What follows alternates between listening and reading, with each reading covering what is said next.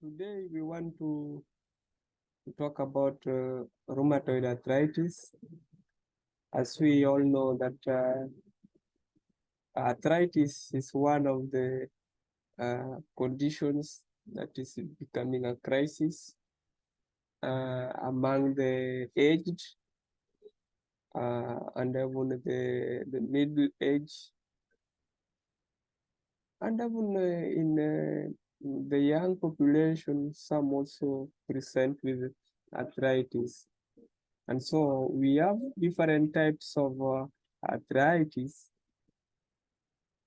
And today we want to talk about specifically rheumatoid arthritis. At the end of this lesson, we should be able to define rheumatoid arthritis, and we should also be able to describe the pathology of rheumatoid arthritis.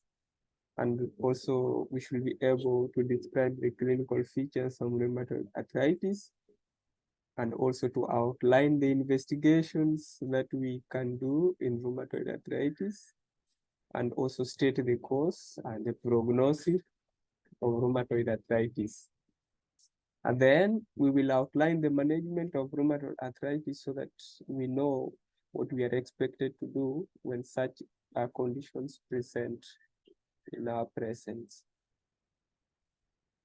Rheumatoid arthritis is a chronic systemic disorder characterized by multiple symmetric inflammations of joints.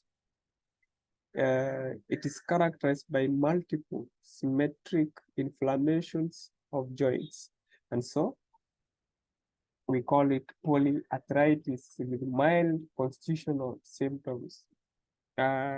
Multiple joints are inflamed. There is widespread involvement of the connective tissues are not left behind. The cause still unknown, but there are two possibilities that are in question.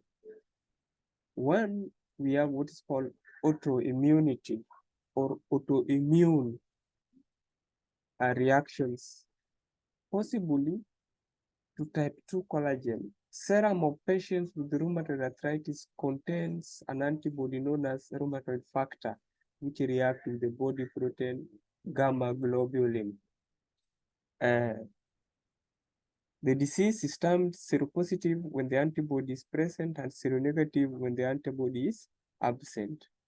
Another possible cause is infection, possibly by a virus or mycoplasma, or diphtheroid group may result in liberation of antigenic type 2 collagen from the patient on articular cartilages. Joint inflammation begins in the synovial membrane, or what we normally call synovitis, the inflammation of the synovial membrane. Okay. We also can talk about the synovial becomes edematous, it swells, and is infiltrated by lymphocytes and the plasma cells. When it is infiltrated by lymphocytes, we know that it is we suggest some more of viral infection. This leads to diffuse proliferation of the synovial membrane and accumulation of the fluid that brings about the edema. As the disease progresses, the inflamed synovial membrane continues to proliferate and villus projection grow into the joint cavity, what we normally call the villus synovitis. The proliferations spread along the cartilage surface, forming what is called pannus and eroding and thinning the cartilages. It also involves the subchondral bone, which gets invaded, leading to erosion. The erosion is probably from the action of the lytic enzymes and the inflammatory mediators are produced in the thickened synovial membrane.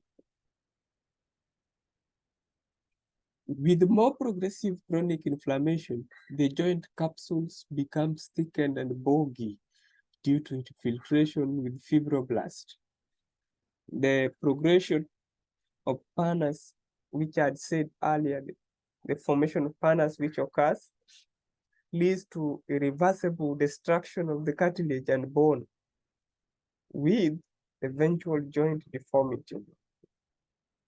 Eventually, joint cartilage is replaced by fibrous tissue, leading to fibrous ankylosis and later bony ankylosis. The pathological changes are not confined to joints only, but the synovial linings of tendon sheath may be similarly inflamed and thickened, and both in the hands and in the feet. That's why we talked of polyarthritis.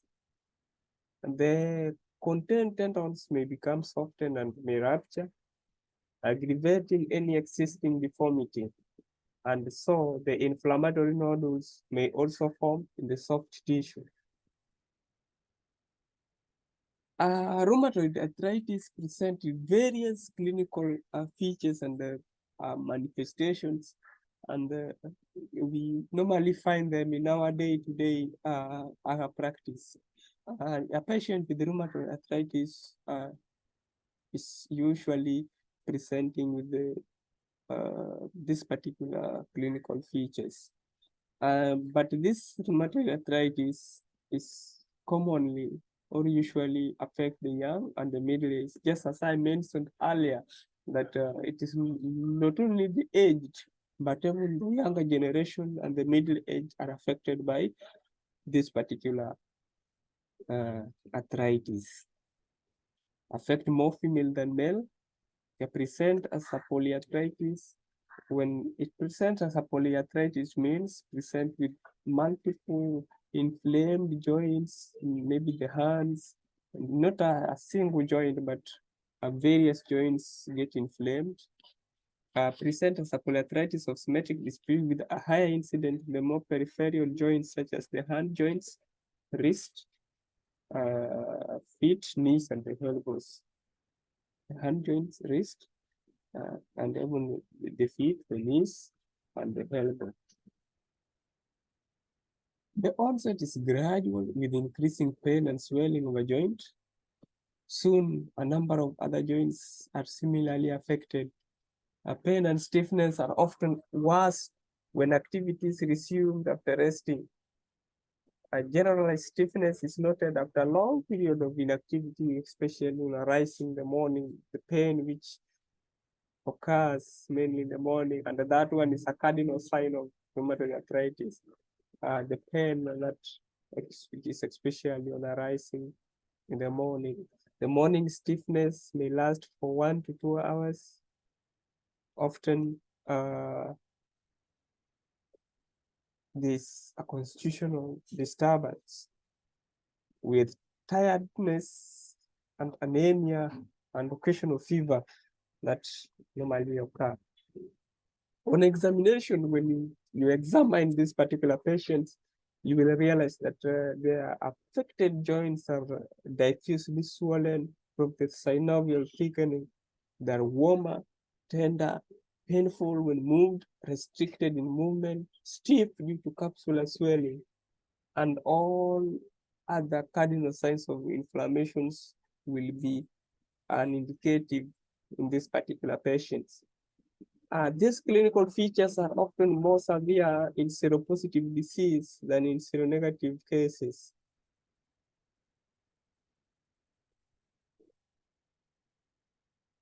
Features joints in joints of hands and wrists include fusiform swelling of fingers due to inflammation of the proximal interphalangeal joints.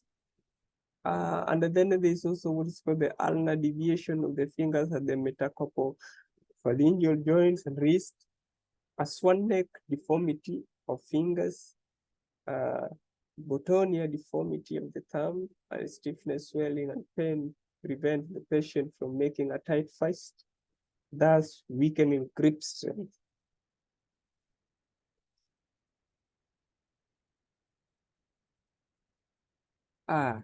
Okay. Extra-articular manifestation may include rheumatoid nodules. There's some nodules that normally they the swollen nodules around the joints of the hands, the wrist, of the feet. In subcutaneous connective tissues around bony prominence. In connective tissues, along tendons or in tendon sheath, and also in bursa and joint capsules. Okay, so there's also enlargement of lymph nodes, muscle wasting, and anemia may chip in. Anemia may also chip in. Extra-articular manifestation continues. This pulmonary involvement where the rheumatoid nodules in the lung, parenchyma. There's also cardiac involvement whereby the rheumatoid nodules in myocardium may lead to conduction defects or pericarditis. Ocular changes, nodular scleritis, and a nervous involvement whereby the rheumatoid nodule in the dura mater are in the dura mater, and carpal tunnel syndrome due to inflammation of the carpal tunnel. Joint inflammation from rheumatoid arthritis comes with pain, warmth, swelling. The inflammation is typically symmetrical, occurring on both sides of the body, and the same time, such as the wrist, knees, or hands. Other symptoms of rheumatoid arthritis include joint stiffness, particularly in the morning or after periods of inactivity. Ongoing fatigue and low-grade fever symptoms typically develop gradually over years, but they can come on rapidly for some patients or some people. I think we can look at this. This is one of the clinical feature of rheumatoid arthritis. We can see how the swelling is in the fingers, and some we also see in the wrist.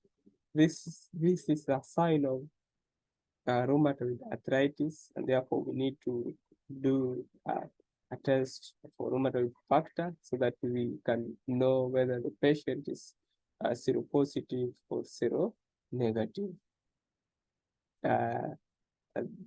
Because it normally occurs in the young population, the middle age, and then when the aged are not left out, you can see how the fingers are.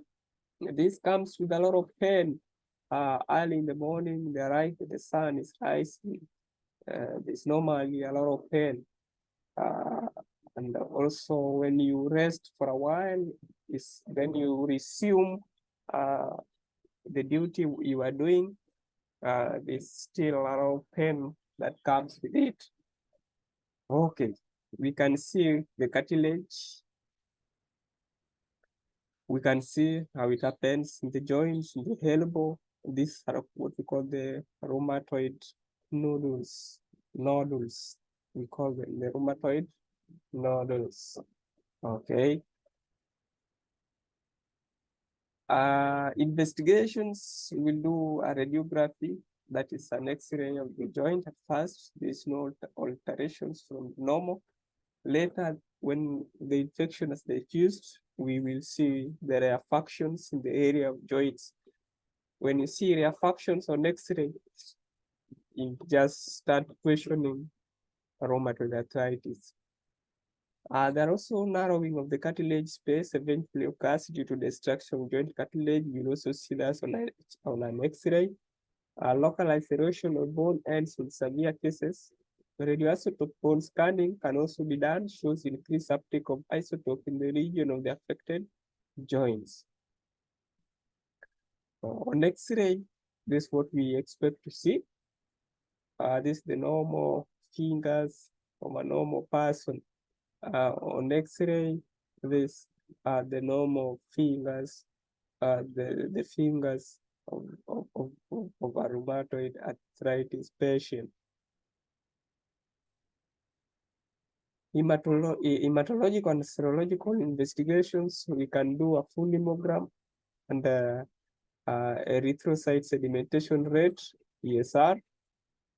A full hemogram will be checking on the anemia. We want to rule out anemia and maybe other infections, leukocytes, and we are also checking what the lymphocytes, because we say that mostly it's caused by a viral infection or mycoplasma. Okay, then ESR, erythrocyte sedimentation, will be raised during the active phase because of the inflammation that is taking place. When we see a raised ESR, we know there's inflammation that is going on in that particular patient. Good.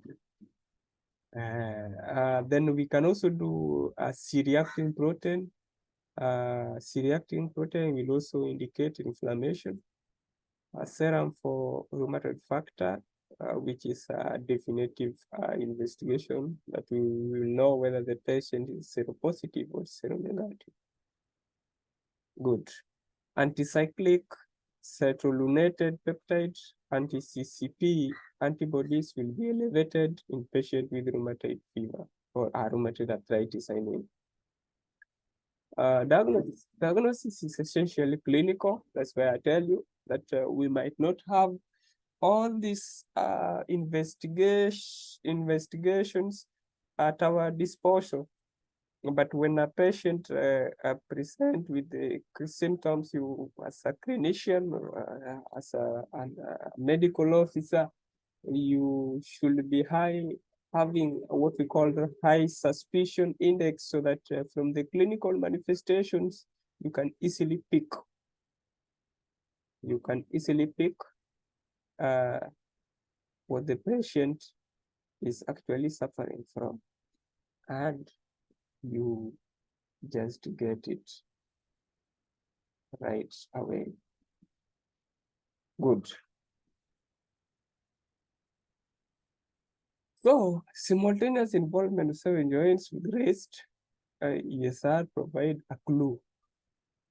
The presence of rheumatoid factor in the blood is highly suggestive, though the tests are not specific for rheumatoid arthritis. Yes, that's true. Any other arthritis, be it gouty arthritis, be it rheumatoid arthritis, be it osteoarthritis, we will actually do what is called a rheumatoid factor, but it is not an indicative of rheumatoid arthritis only. It indicates this arthritis, but then from your clinical manifestations, you should be able to pick and differentiate them, because they have their own cardinal signs on how they present. Good. So we have differentials or the differential diagnosis that we actually want to do. We have the differential diagnosis that we can think of. We have psoriasis. We have psoriatic arthritis, which actually occurs and affects the skin. Reiter syndrome, arthritis, conjunctivitis, and hyperkeratotic eruptions on the skin, just as how we have said. Psoriatic arthritis affect the skin. Also, we have what is called the lupus erythematosus. We normally see this, the scaly erythema of the face or other parts. We normally see this in rheumatoid heart disease, when what we call the erythema magnatum. The scleroderma is also a differential diagnosis, and all these conditions are all seronegative, but all these conditions are seronegative, and they may be associated with ankylosing spondylitis.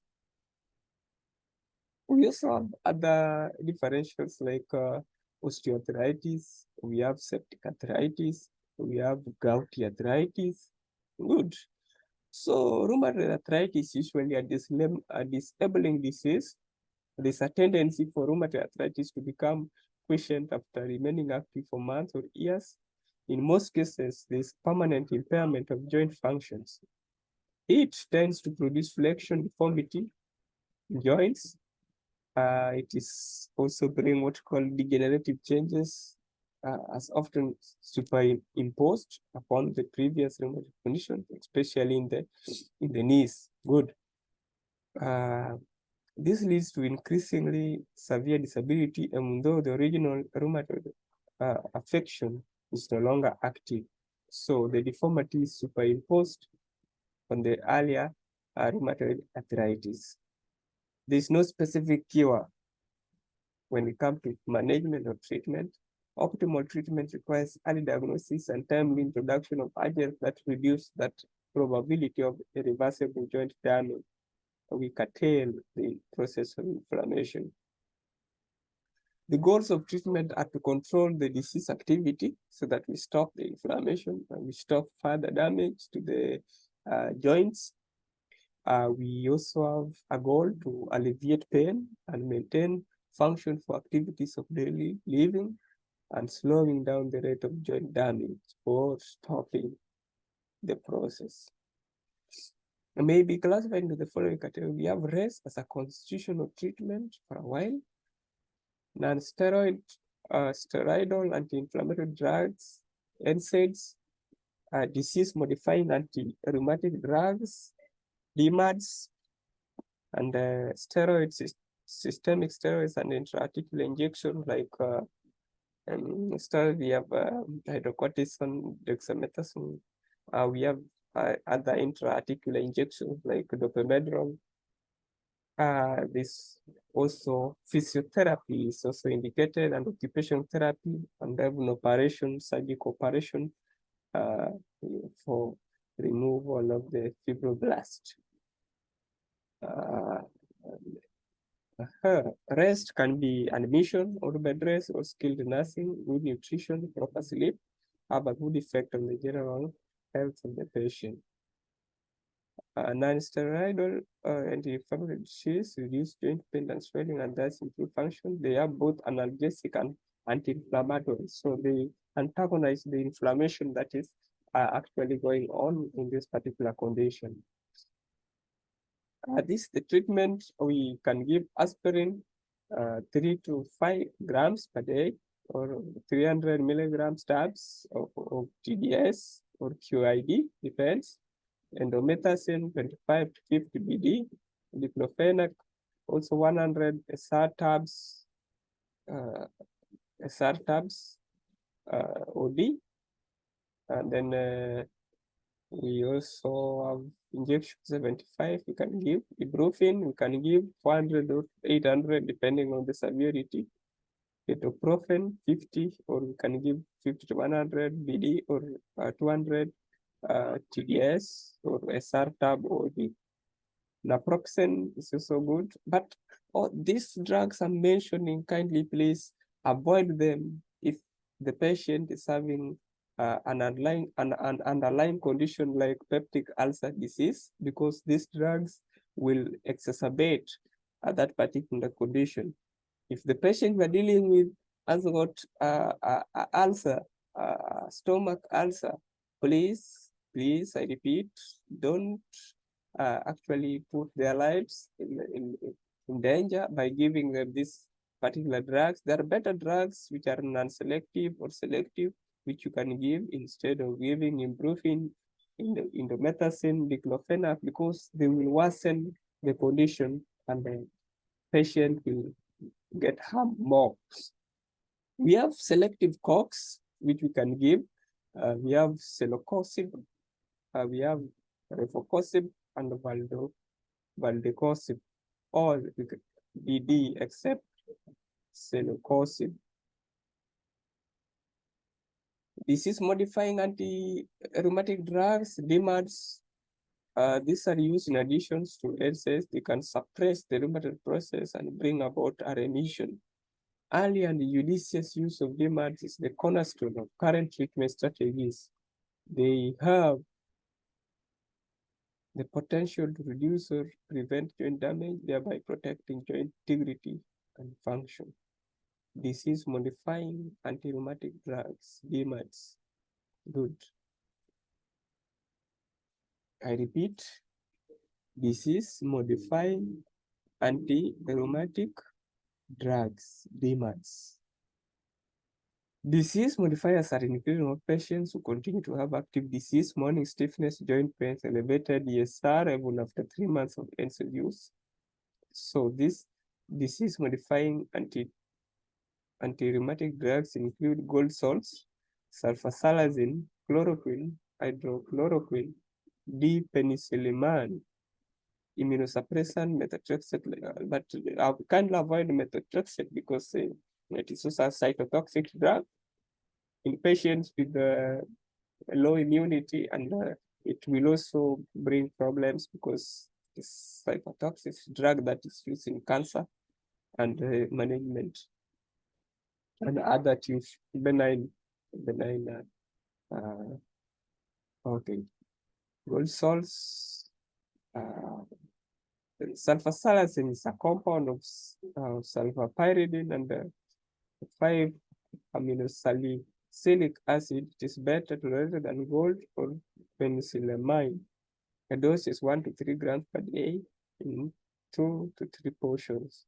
Chloroquine, we all know, less effective and less toxic than gold.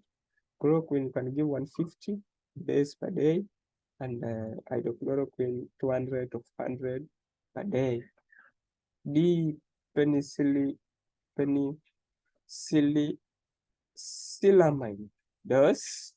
Leflunomide, you can also be suitable alternative to methotrexate. Also, yes, of course, I said avoid methotrexate.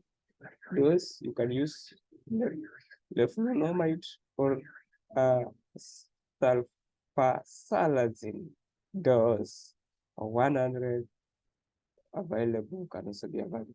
Immunosuppressants, they will suppress the immunity and make you susceptible to infection. So kindly please avoid them unless otherwise indicated.